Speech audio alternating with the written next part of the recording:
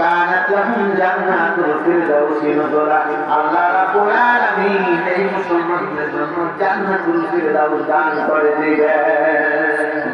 আবার জান্নাতুল ফিরদাউসে যখন আল্লাহর প্রিয় বান্দারা ঢুকে যাবে, আল্লাহ রাব্বুল আলামিন বলতেছেন কতদিন থাকবে, কতদিন থাকবে, শুনো শুনো, খালিদিনা ফিহা। আল্লাহ রাব্বুল আলামিন ওই মুসলমান মানুষকে যখন আল্লাহ জান্নাত দিবে, জান্নাতের মধ্যে আল্লাহর প্রিয় বান্দারা চিরদিন চিরদিন থাকবেন। কিছুদিনের জন্য নয়, আবাদান আবাদান সবসময় জান্নাতে থাকবেন। একটা আল্লাহর বান্দা মুসলমান হয়ে যাওয়ার পরে ইমানি পরীক্ষায় মুসলমান কত বড় কঠিন পরীক্ষা দিয়েছেন। আমাদের কোনো পরীক্ষা নাই। আমাদের আব্বা মুসলমান ছিলেন, আমরা মুসলমান। আমাদের দাদা খ্রিস্টান ছিলেন, এই হিসেবে আমি খ্রিস্টান। আমার পূর্বপুরুষ